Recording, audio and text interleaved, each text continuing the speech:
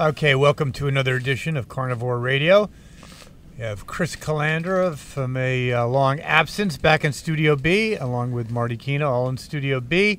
And Chris, are you a Red Sox fan at all?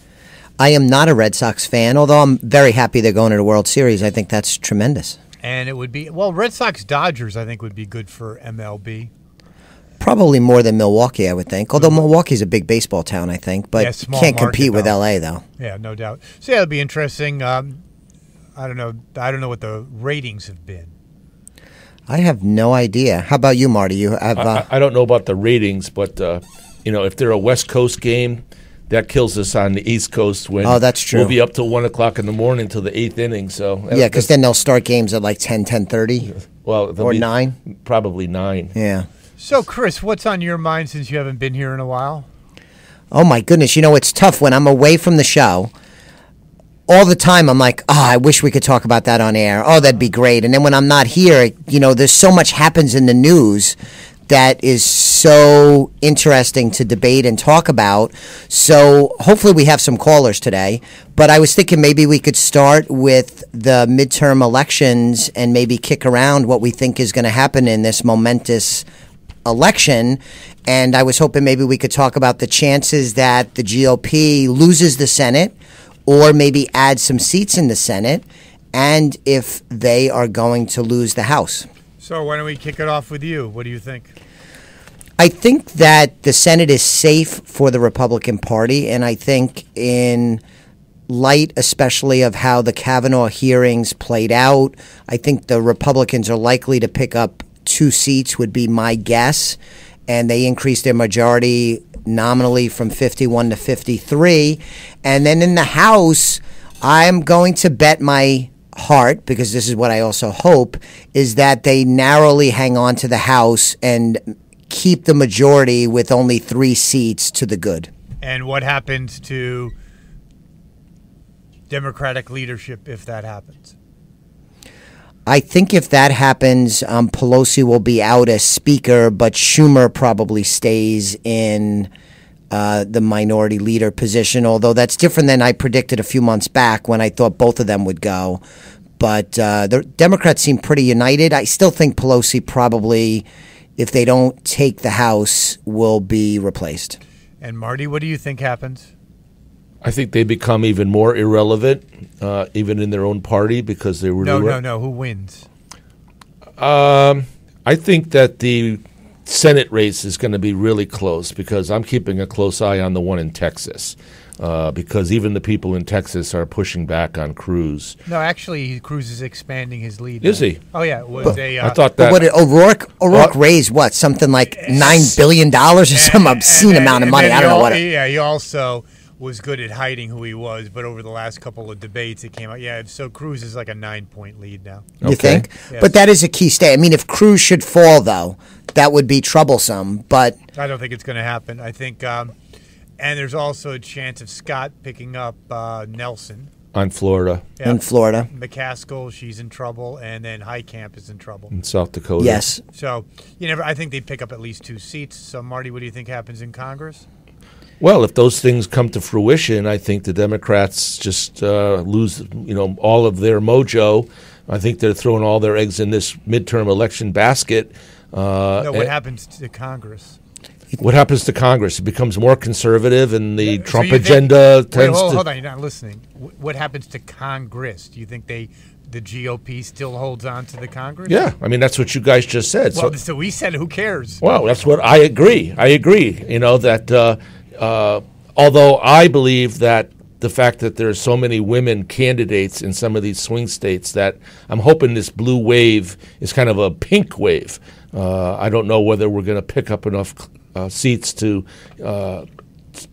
switch the vote count, but I think we have enough votes maybe to switch the attitudes of some of the people who are serving. So I think the people that will be replaced, being Republicans, will be replaced by women, but I don't think it'll be replaced enough where it would be able to change the direction of the Congress. I think if I was a betting person, I'd say pick up 2 seats in the Senate and might lose the House by a couple seats. And Chris, what would that look like if the Democrats actually took control of the House? I think then it would look like a 2-year election cycle to the presidential election where you largely get gridlock with the divided House and Senate. And Does it help Trump or hurt Trump? I think it would hurt Trump in the sense of his ability to govern and get things approved through the House and the Senate. So I think in that way, yeah, that's a negative. And he has been able to accomplish quite a bit in his first 2 years in office. But I think electorally it could be a benefit to him, not necessarily the party, but to him. Okay, let's see what Mr. Kina says. Well, if the Democrats take over the House, it's going to be one subpoena after another. They're just going to go after him and tooth and nail. I think that is an awful strategy. I agree with you, because it's going to show what a nutcase party the Democratic Party is. It's going to be a bunch of revenge factors there. And nothing will get done. The Kavanaugh hearing did not help the Democrats. 2 years of insanity, because the Democratic Party, of course I am biased, Mr. Calandra, has gone off the rails.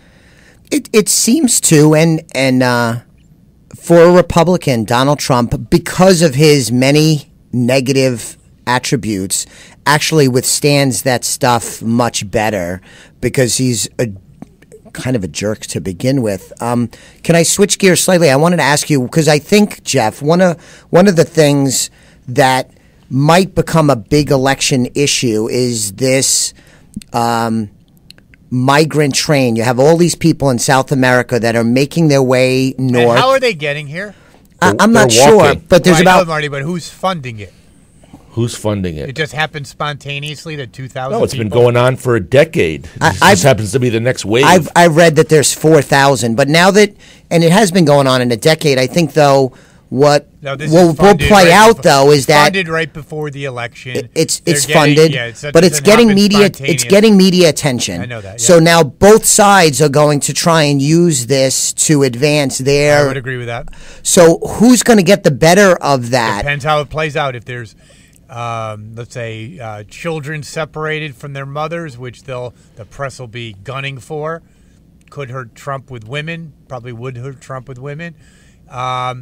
It depends. I don't know. It could be, basically, people think this is ridiculous. It's an invasion on our border, and then when they hear the Democrats embracing it, they would say these people are nuts. So do you think, what's today, October 19th? Do you think this will have a big impact on the election, or this is just something that'll flash by in the news cycle? It's all played out. It is a funded operation, though, without any doubt. You have any thoughts, Marty? Do you believe it's a funded operation? I think it's a funded operation, and I think both sides are gearing up for the battle. I don't think either the Democrats or the Republicans are anxious to see the issue go away. They want to each side promote it, and Do you think the Democratic view, Marty, on open borders helps or hurts them?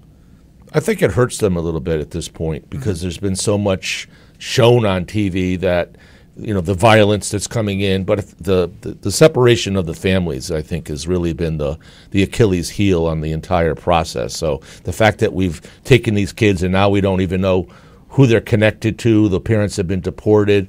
At one time they were in some sort of a foster care where they were able to go to school. Then in the middle of the night they're taken out and put into these tent cities out in Texas somewhere. So there's a lot of innuendo as to what's happening and why it's happening and how are we going to reconnect, and it's just a big mess. And it's all and it's actually obviously orchestrated with the children so they can get that effect. Well, it's the Republicans that are moving it. I mean, the Democrats aren't running these camps. No, but the Democratic operatives, people like Soros, other groups, are funding this operation and purposely having young children there to get the effect they desire. But I also believe that, as I've read a few times, that there's some loopholes in the law that certainly if we're going to have a Republican-dominated Congress, that they would have been able to close these loopholes relative to if you get over the border, you have this window of opportunity to prove that you're seeking asylum, but because there's really no room to hold everybody, they release them out so then they can come back to their court date. So it's that loophole that they could have closed, they haven't closed, and still gives these people an opportunity or a little glimmer of hope that if they do get to the border, they'll be able to get in. Yep. Very good. I do. Well, let's see what our listeners have to say. 860-685-7700, 685-7700. What do you think of merit-based immigration, Chris? I am in favor of merit-based immigration. I think we've talked about it on the show. This idea that you're either for immigration or against immigration is a little bit of a misnomer. You could be for immigration but want it to be done more sensibly and to be done legally, and that's where I am. I'm not anti-immigrant, but I also don't want people coming across the border without us knowing who is coming into the country, why they're coming into the country, and if we want to make them part of this great society. Okay, but so in terms of merit, yes, I would be in favor of merit, where we identify these are the types of people we want to have in this country, and some of that is health related, some of it is trying to keep out criminals. No, I'm not. When I say merit, I'm looking for people's skill sets that we need. I'm in favor of that all over the world. Marty, what do you think of merit-based? I concur with Chris on that. I mean, I'm finishing up a unit at school in regards to migration. We talked about the caravan today, and we actually talked about how the open border does have a tendency to attract people that are personalities and behavioral that we don't want in our country. So, I did concur with Chris in this one, where we need to have a little bit more of a tightened application process and know who it is. Maybe we start with our universities and we try to encourage some of the folks that are already here on legal visas to stay a little bit longer, and maybe look a little closer at chain migration, where we have people that are coming in, particularly Asians that are coming in to give birth, because they're wealthy enough to come into our country, they give birth, so their kids are automatically American citizens. Well, maybe we ought to look at that a little bit. Whoever thought of chain migration might go back centuries ago, I think. Yeah. But I think it has no basis in reality now. It's ridiculous. Agree 100%. And in terms of what will often be said is that these illegal immigrants or migrants that come across, they're doing jobs that Americans don't want to do. So my answer is, if that's the case, fine. Then let's set up a legal immigration system where we bring in people that do want to do these lower end economic jobs. That's fine, but I don't think the fact that they're taking jobs that Americans don't want to do, assuming that's true, means that we just let anybody in and have no control over our border. I think that's insane. Our callers have to say 860-685-7700, 685-7700. Yeah, but that goes into, because I think one thing that Trump has kind of proven the incompetency of our general government. Like a government that actually had a strategic direction would probably employ or put together a program you've just outlined. Yeah. A temporary program. It's documented. You're registered. You can go and do jobs that supposedly Americans don't want to do. And then, Marty, when your time is up, you can apply for citizenship or not. What do you think of that? That's right. And then if you've been a good citizen, quote unquote, while you're here, a good worker, you get a couple of sponsors of people that, of the community to say that, you were worthy of the time. Then, yeah, I mean, I have no problem with that. I think merit is something that's lost pretty much across our whole society. Yeah. People's merit is certainly, and you could ask any woman who works 40% harder to earn the same amount of money that a man does, her merit certainly is not being taken into consideration as well. Okay, let's see what our caller has to say. Caller, are you there? Caller? Yes. Go ahead. Join in, bud.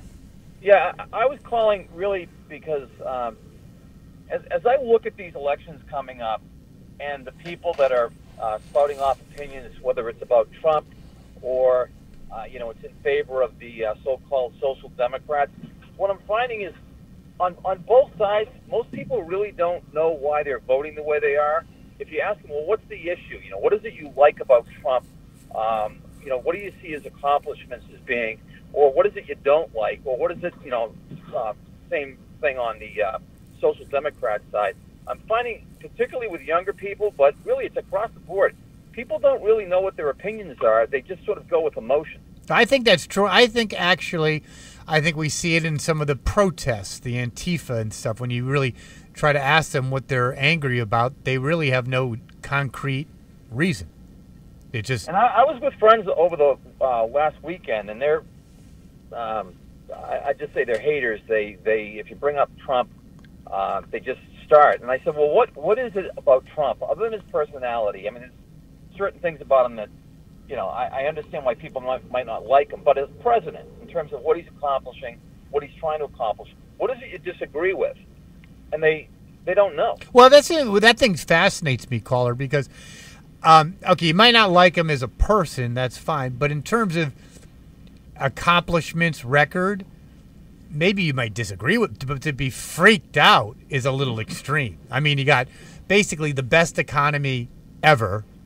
Other things, you can list goes on, but certainly not something that, he's going to undermine the democracy of America. What do you think? Well, when Reagan was president, I think unemployment was down around 5%, and I think it was with Clinton. No, Clinton, I think it was actually a little bit around 4%, maybe a little less. And my point was they were calling 5% unemployment virtual full employment. Yes. Because there's a certain segment of society that it doesn't matter whether there's job openings up and down Main Street. They don't want to work. Yeah, not even just don't want to. It's called cyclical unemployment. People in between jobs would still be, and people who don't want to work. Yeah, so if they say 4% is full. That we're down where we are now. So what is it people are upset about? Something that to me, caller. No, that to me is so fascinating because 20 years ago, it was the economy, stupid. I think now with identity politics, I think the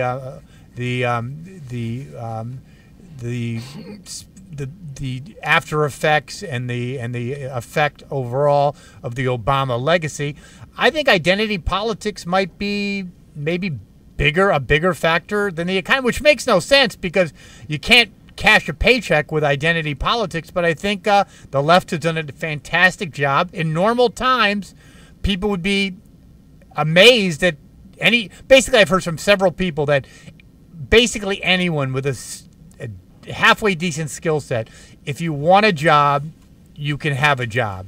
And in the past, that was enough. That's how Reagan got as popular as he was. But now it's actually kind of a little bit lost in the weeds. What do you think? Well, yeah, I think that's I'm sorry, I kind of broke up there. I think that's exactly what's driving people right now. And again, I get why certain people don't like Trump, but I mean, when he came in, it was going to be the end of the world. And remember they called Ronald Reagan Ray Gun? It was a little bit of it then, but people didn't take it seriously. I think actually with Reagan, with Reagan, I think that was 1980, so you didn't have like the social media, you didn't have the kind of coverage, if you will, that you'd have now, the connectivity. But I think Reagan now might draw the same fervor. Yeah, because he's so against the left. But they were a little bit more civil about it. Yeah, but I think it's because they didn't have social media back then. I think overall, if you are diametrically opposed to leftist ideology, you are going to encounter the wrath of the left. Right, and that's. I mean, this is happening over Thanksgiving dinner. I don't look forward to it. Oh no, there's actual. Basically directives about what to say and what. Oh no, there's no question about it. And one thing I find interesting is a lot of times on the left is that they just assume you hate Trump or assume that he's a Nazi. It's kind of interesting. Chris, what do you think? I think he brings up a great point because so much of the political dialogue is driven by emotion and passion, and I believe what the caller is pointing to is a little bit more of an intellectual debate about, tax policy or foreign policy, where most of what you see in the media and the squeaky wheels is more about, Donald Trump wants to nuke North Korea and he wants to starve children. And there's just not a lot of intellectual proper, respectful discourse in our media, and unfortunately, in a lot of communities, there's a shortage of that. And to advance his point, often people that are really passionately against Donald Trump have a difficult time articulating anything intellectual, policy-wise, that really bothers them. Let's see what Marty has to say. Well, I concur that the emotionality. So I think there is a clash between the personalizing of power, which I think Trump has personally brought to an art form that now the world leaders are actually doing. They're personalizing power. So when he goes out on the campaign trail, when he says, the referendum it's me against them. So, he's not even asking people to look at the particular issues at hand. It's support me. So that kind of takes the intellectualism out of it and keeps it at the emotional level. So I think it's a good point because, caller, what do you think Marty's point about that Trump makes it emotional by saying basically, things like Pocahontas and saying, like Marty was saying, that it's me against them and the Democrats are for violence. I think that's a pretty good point. Absolutely. He's not only not afraid of it, he kind of enjoys poking people in the eye. Do you think, because Chris said this... people really upset, but you know what it is that he does have core beliefs. And if you try to articulate core beliefs to people who just say, I hate you, I don't care what you have to say, then it just evolves into this type of conversation. I mean, no one really likes the conversation. No one likes the lack of stability. But, try to have a conversation like that, I'm telling you, over Thanksgiving dinner, and it's going to get really, really ugly. And but what is the ugliest in your estimation? About them, they don't want to hear it. But in your estimation, I mean, Chris and Marty brought up good points. I've never, again, even with Reagan, there was a little bit of that. But you could get in a fist fight. What do you think, in your learned opinion? I mean, because he hasn't done anything to justify. What is the emotionality of this all about? You're asking me to call? Yeah. I think it's just gotten to the point where the Democrats and the Republicans, when I was a kid, they were kind of hard to separate. There wasn't a lot of differing opinions about. Certainly, social issues weren't even on the main burner, and you got down to what's the best way to run business? What's the best way to regulate or deregulate business? Those kind of conversations people can argue about and disagree on, and then getting, and they could go out for a beer later. I think, caller, thank you for the call. I think by the way, that's an excellent point. That is the quintessential point, the salient point. And Chris Edwards, thank you very much. That's what it's all about, is they used to trim around the edges, and they could go out and have a beer. Now there's no trimming. One's for open borders, closed borders. One's for socialism, the other's for capitalism.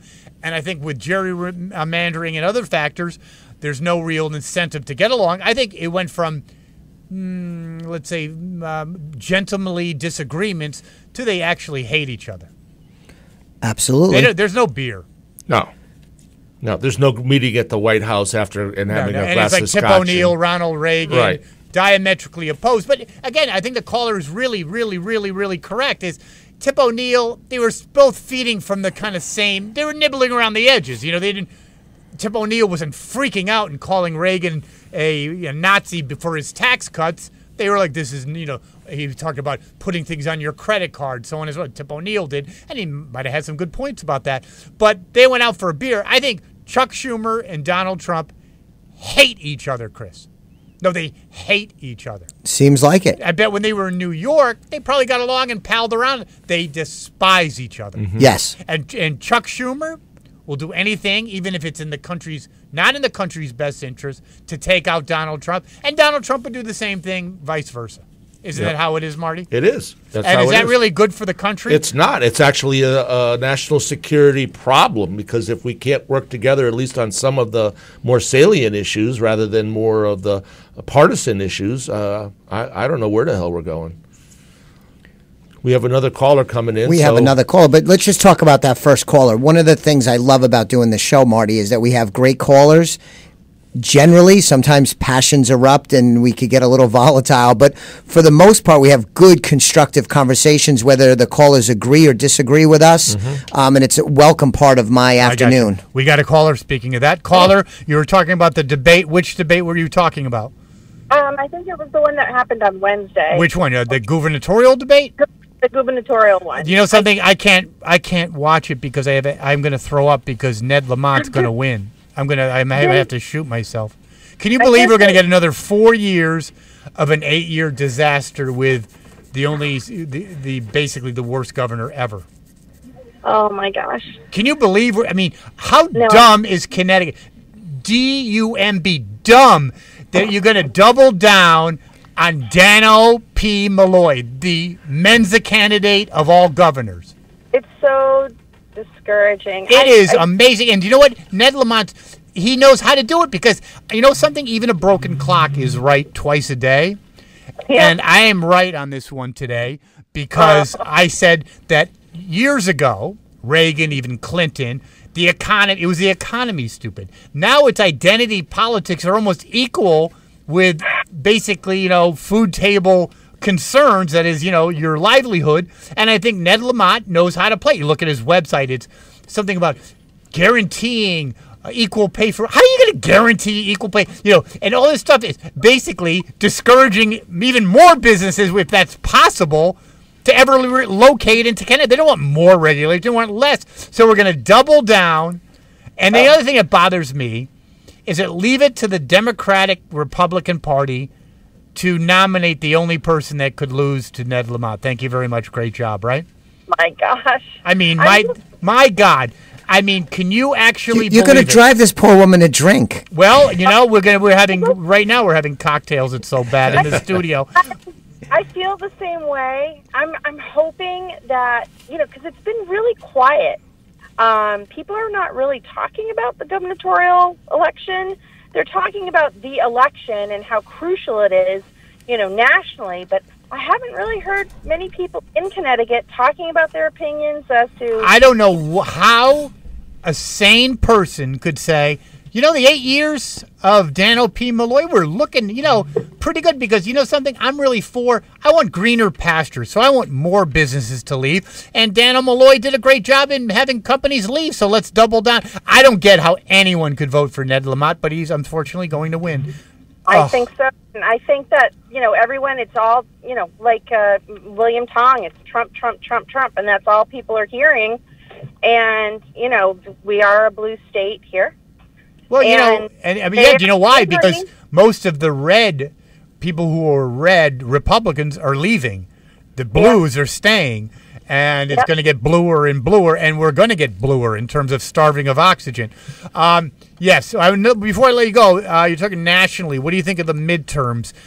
It was the blue wave. Now it looks pretty, odds on that the Republicans might actually pick up a couple seats in the Senate. What do you think they're going to do in the Congress? I think it's a blue trickle.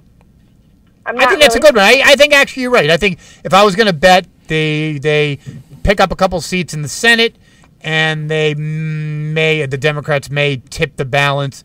But do you think that's actually bad for the Republicans if the country sees the Democratic Party hard at work? Meaning I'm being facetious. Well, I don't know. We're just so divided. Well, look at the Kavanaugh hearings. That did not do well for, when people see the craziness in the Democratic Party, I think it doesn't exactly help. No, but, people are they're just staying to their sides. They're not like the previous caller.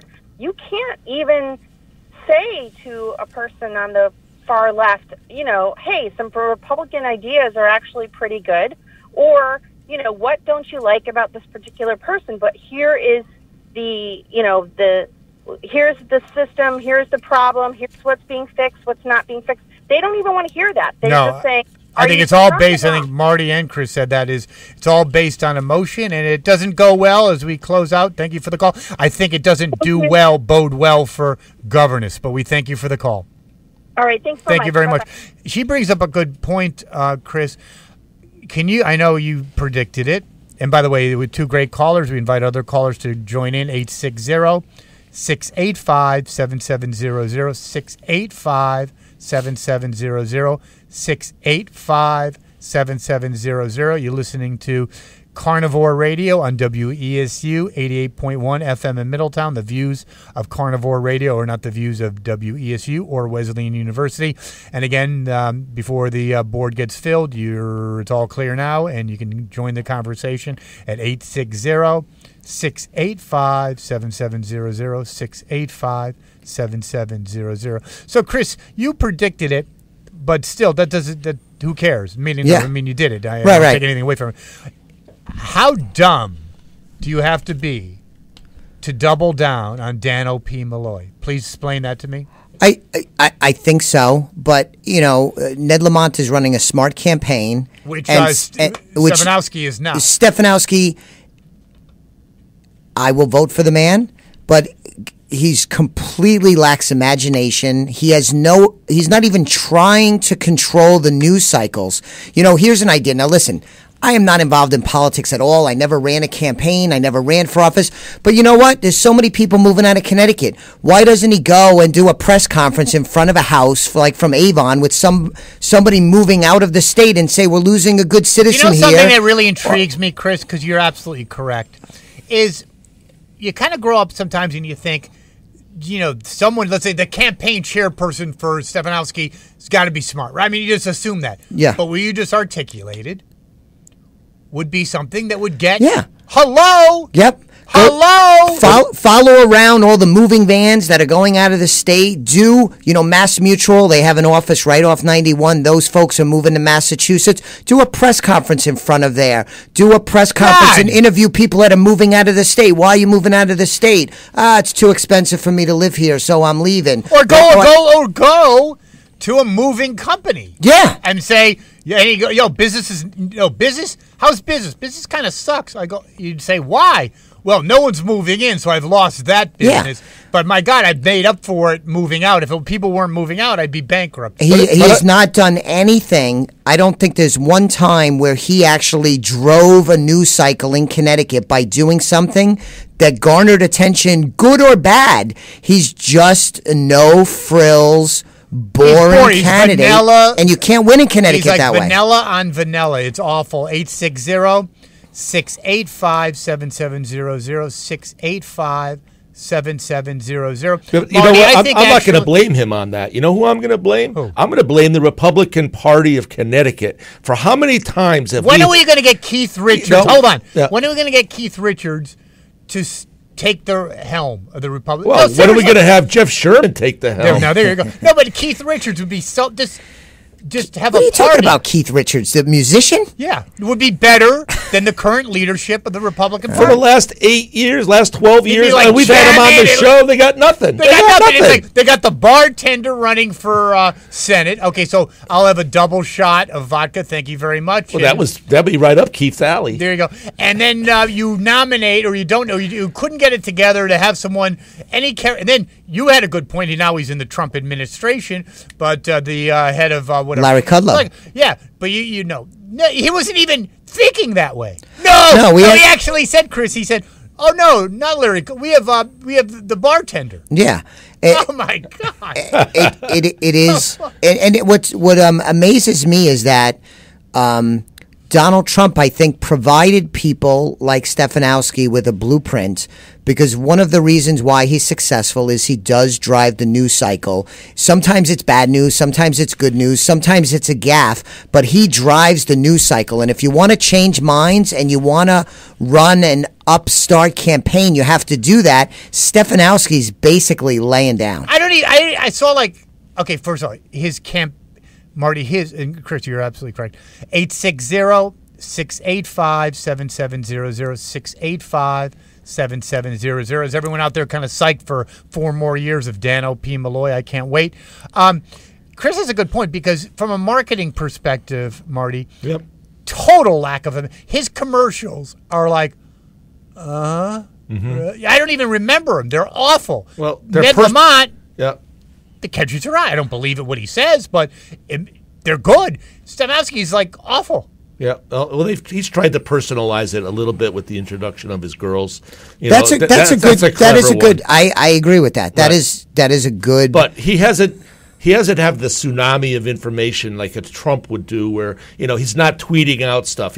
Or saying something a little controversial that would push back on something that might actually make people have a conversation. Exactly. But do any of us? I don't see him on social media. I'm not a huge social media guy. I think he's a dinosaur. Think he's on social media. No, I don't see him on the news. You know what he's saying? He's saying someday, when the internet really takes hold, it'll be a campaign vehicle.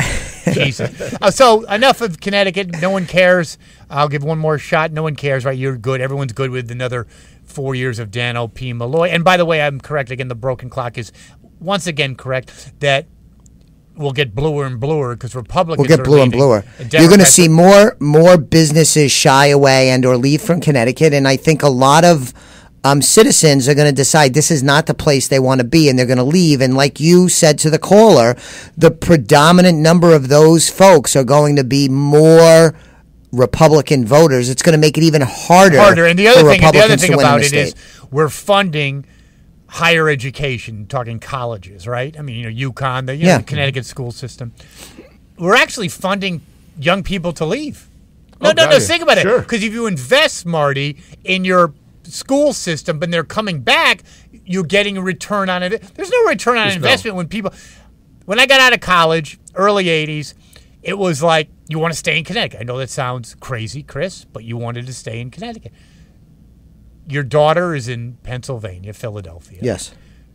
I would have to say, after she gets a taste of Philadelphia, she's not, sorry to break your heart, she ain't coming home. I've already suggested to her for a long time that Connecticut is probably not the place that you want to make your way in the world and thrive economically. I don't know what the future holds for her. Let's say you got a business degree.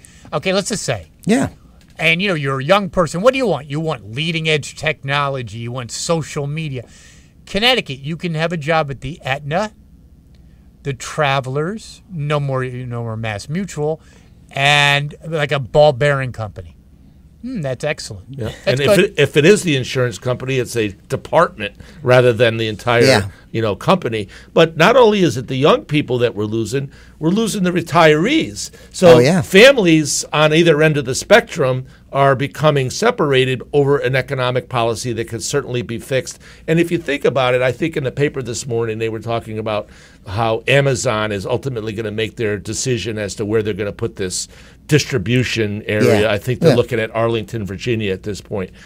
What a great opportunity for Connecticut to have made a massive approach to them. There's so many areas. Yeah, but you know something, Marty? You're so correct. But you had really, no, I'm really serious. You had a moron as governor who's more worried about social identity politics.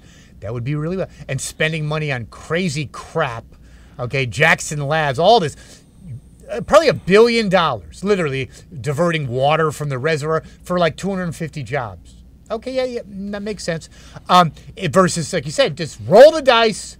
10 years, no taxes. We need to do. Sure, we do it anyway. You're on triage, right now. It's not like a little Band-Aid. You got open heart surgery, correct, Chris? Yeah. We've got an airport that has been rated highly across the country. Oh, it's a great airport. And we've got the interstate transport system that could have actually gotten them up to the Mass Pike, down to 95. So, maybe we're not as centrally located as, say, a Virginia, where you could get perhaps even more space there in the but Marty, there's also even a bigger issue.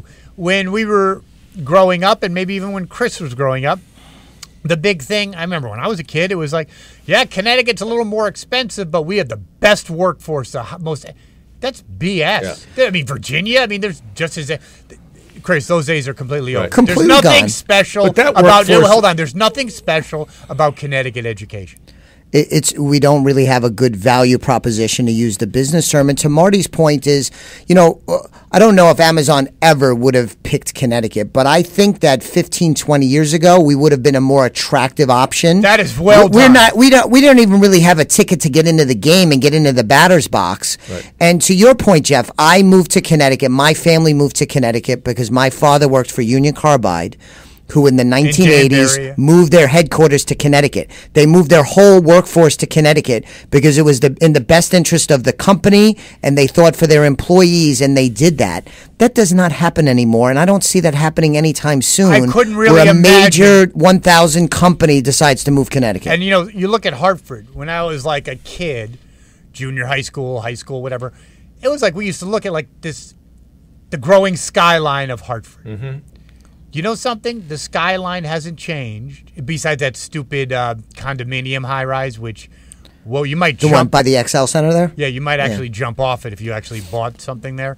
But anyway, the skyline, besides that, actually has decreased. Like, they knocked down more. It hasn't changed since I was in high school. It's a shame. Well, It's the amazing. The only thing that they've done positively, which everybody was a little reluctant about, was the Yard Goat Stadium. So that northern end of Hartford, is starting to develop a little bit. We'll be anxious to see if they follow through on Yeah, but doing Marty, more of I'm that. not knocking you, and you're absolutely correct. It was a good thing, and it helps. But you still need business. You do need business. Like they always but we say, tried to make Hartford attractive with Adrian's Landing. All that time and money Billions. spent to bring in Billions. bring the river back, Yeah. the riverfront recapture. And it all went for nothing. It never really came to fruition. Because you know why? Because, again, you look at Baltimore, I know there's some bad sections, and Philadelphia, when your daughter's here, they have the whole riverfront, Sure. waterfront, but because people live in Philly. Yeah. And people work in Philly. And they have no one does that in Hartford. And they have brand new skyscrapers Yeah. in Philly Yeah. because they have economic growth. They have you would want to business locate, formation. It makes sense. You could actually do a strategic plan and say, Philadelphia is actually a great place to locate because it's it's less expensive than New York.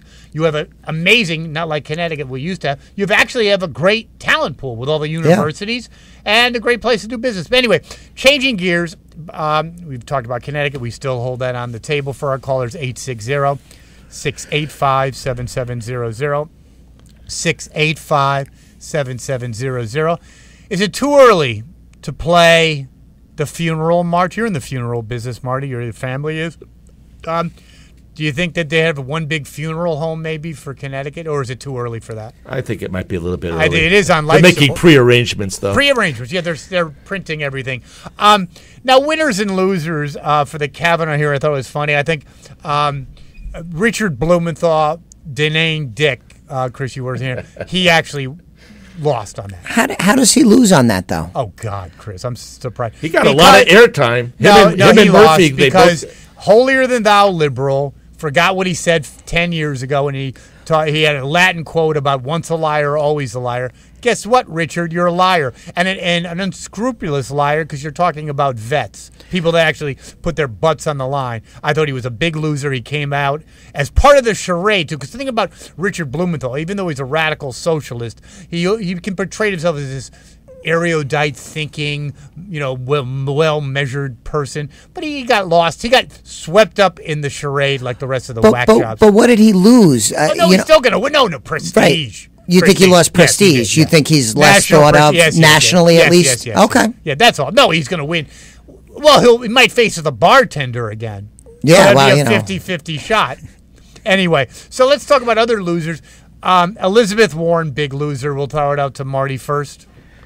I think she might have rebounded a little bit with her DNA test over the last couple of days. It's who you watch. MSNBC probably. So how do you think there's the rebound? Because I think Marty and I would take the opposite side of that debate. She challenged Trump on his challenge that if you prove that you're a Native American, I'll give you $1 million. And she proved that she was a Native American. A Native American? Yeah. It's like 1/1000th of a. I don't think any. Well, I don't know what the number was. No, it's like it's literally 10 generations but look, ago. But here's the question, Marty. Respectfully, No, you need it's to they said it's 6 to 10 generations away. Right. But she went to Harvard and allowed Harvard to promote her as hiring minorities and the first Native American hire. If let's say you take the average, you're 8 generations away. That's not a minority hire. Hold on, 8 generations away, Chris. If you did your DNA, you could be you have like a billionth Eskimo in you. I mean. It's so if 8 generations, that's a point. Right. That is like a point. And if it's not like 1/10 Native American, it's like I am as much Native American.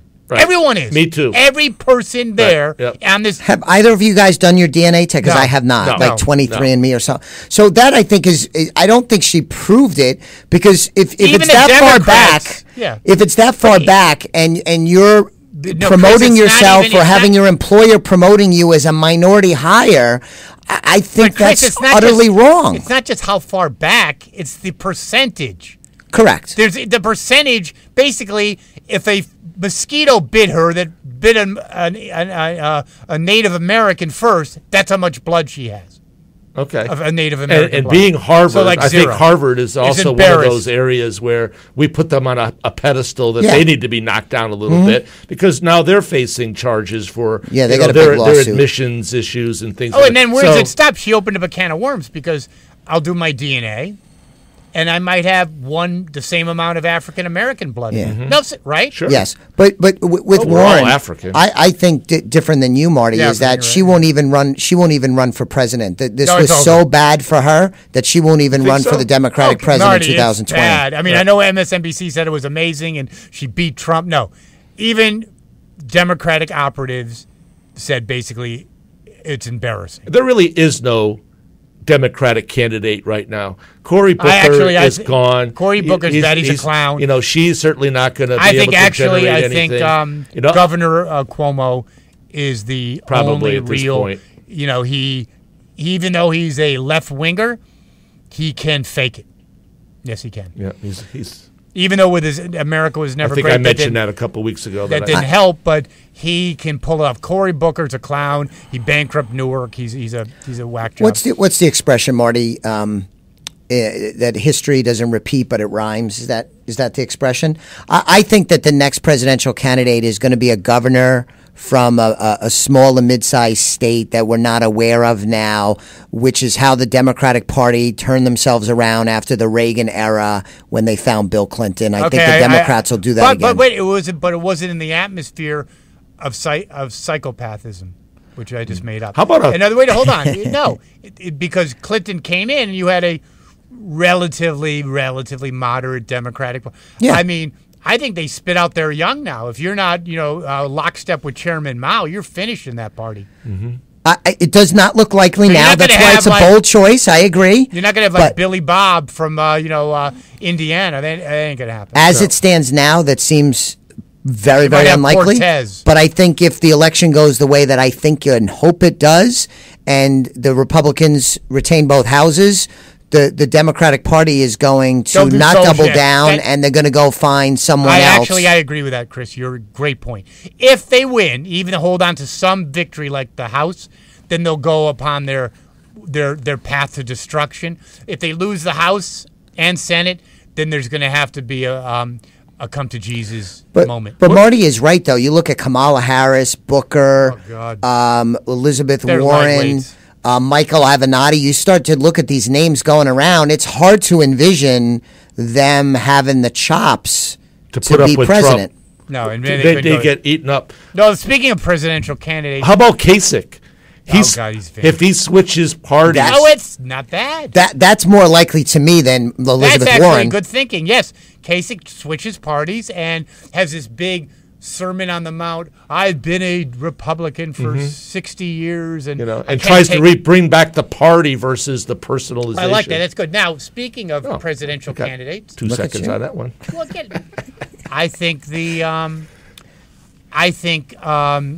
what do you think, actually, Marty, on this one? That Hillary Clinton, there's operatives saying that she's actually eyeing. Well, she can eye all she wants. She'd be crazy to get involved with that again. I think she would. I think she would relish the fight, but I think she actually is so delusional at this point. At this point, But I'm assuming you're a Democratic registered voter, Marty, and let's just assume you are if you don't want to disclose it either way. But if she was running in a primary, how likely would it be that you would vote in a primary, not against Donald Trump, but in a primary? How likely would you be to select Hillary Clinton? against who? I don't know. So I mean, if it was a primary, there. But she'd would be up you say against that a you'd be candidate. anxious to try and find an alternative, or would you like to see her get at it again? No, I'd be interested in an alternative. Okay. I think most Democrats I think will she's feel so that old. way. I think it's News. time to sweep out lots of people, Yeah. and start to bring the American vision back to America. What is the American vision? I don't think we have one anymore. I don't think we do. You know. I think we have splinters of vision, meaning And that, unfortunately, we now see behaviors internationally, whereas before they might have been measured as to what America would think about it. Now everybody, let's look at Saudi Arabia. Now anybody does whatever they want to do because they know they can get away with it. let's talk about that. What do you think, real quick before our buzzwords, and what do you think the ramifications should be for Saudi Arabia, assuming that I would have to assume that it did take place the way Right. it took place? What do Well, you think, I Jeff? think there should be some sort of sanctions, economic sanctions. Doesn't I that certainly play to don't want to. Iran? I don't want to lose them as an ally That's in the good, region. Yeah, I like that. Yeah, because they're a big bulwark against Iran. What do you think should happen, Chris? It's a tough question because we need Saudi Arabia with all of their faults. They're a good opposition to Iran, and it's a real mess that this happened for our public policy because it really changes that Literally dynamic. and figuratively. Absolutely. It certainly points to like a lack of judgment to say that. Forget about the moral implications, Right. but I mean, you hacked the guy up. They had no idea the dominoes that were about to fall with all these other issues. what, it's Absolutely. And it's crazy how the world goes. I know we don't have a lot of time, but for a while we've been worried about Turkey leaving NATO, turning more extremist, and all of a sudden they seem like the good guy, and Saudi Arabia is the bad guy. It's a It is. complete mess. There's no good answers. But that's the cult of personality. You got Erdogan, you got BMS, you got Trump. You know, everywhere around the world now, it's all about the cult of personality. Yes, it is the cult of person. And we should probably say what we- band did that? Cult of person. Is that the Clash? No, it was that Living Color. Or Oh, something. yeah. They were excellent. Okay. Anyway, so go ahead with news items. Okay, well, I've always been watching turkey. That obviously. I like eating turkey. Yeah, Actually. but Me too. They've come up with a new policy or a new initiative to encourage recycling of plastic. Did you hear about this? No. They now are encouraging people to take their plastic bottles and insert them in their transportation ticketing booths, and they get credit on their transportation ticket for recycling the I plastic heard in bottles. Saudi Arabia you get dismembered for that. Anyway, go ahead. Next item. Okay. Might be too early for that joke. Well, exactly. Well, in China, we have all these embargoes and having these tariffs, and one of the things that's being hit the most is our soybean farmers. And there's actually a national movement in China to have a strategic collection of soybean because of their interest in the soy sauce and all the things that are soy in their diet. Did you realize that in China, that soy is, in terms of dollars invested, is only second to airplanes that we sell to China? It's soybeans. Did not that. And it's such That's a neat trivia So question. sorry for that. Yeah, it's a strategic. You're on a roll, Jeff. There you Yeah, go. yeah. Okay. All right. Let me give you one more. Yeah. Women in many developed countries, including the United States, Canada, Britain, Japan, Norway, Australia, are now more educated than men. Oh yeah, I believe that, yeah. And yet, And actually, as we women are started out doing- without making that up the same amount of money, but yet they've been invested more in education. And actually, they've done better economically than white men. White men have actually done the worst. You know that, Chris? No, I did not know that. we're about to become the minority. Go ahead. All right. Or we want to do the news? I mean, the no, buzzwords. yes. Buzzwords! Jared Kushner. There was something positive about him in the press. Somebody said that he was a genius behind the scenes. He's a very controversial figure, but I don't really know if we really know what he's doing and what he's not doing in the administration. Well, he's a senior advisor. He's supposedly in charge of the Middle East. He's the crown prince's buddy over there in Saudi Arabia, yet he doesn't even have the highest clearances for information. How's ISIS doing, though? I don't know how ISIS You is smashed ISIS. doing. We did. Yeah. And we rescinded the Iran deal. That was also good. Yeah. All right. Paul Allen. Cancer 65. Money can't buy everything, can it? Yes. There you go. He resurged Seattle. He was a huge Jimi Hendrix fan. And I think he used his money in a positive way without really bringing a lot of attention to himself. I would agree. Yes. Sears and Roebuck. Goodbye. The end of an era. Check, please. Yeah, they made so many mistakes. Yes, I know retail's tough, but they've done everything to sow the seeds of their destruction. But it was a hedge fund. It wasn't a businessman. Yeah. It was a hedge fund. Yes, and that was one of the biggest things they did is getting rid of the whole Kenmore thing and making it brand central because they had a power brand that was really dumb, which could have even worked online. But hey, what can I tell you? They didn't hire me. Go ahead. Big Bird. With the guy, the inventor or the voice of Big Bird is retiring after like 70 years or something 84 years old. Honduras, we talked about the migrant caravan. What about the bone saw? Just the idea that they went and talked to this guy and they already had it planned out that they were going to chop him up. He's a deboned turkey. I cannot believe All right, so thanks, gentlemen, for tuning in to another. Thank you, gentlemen, for participating. Great show. Thank our callers. Thank all our listeners for tuning in to Carnivore Radio. We'll be back next week with another exciting edition.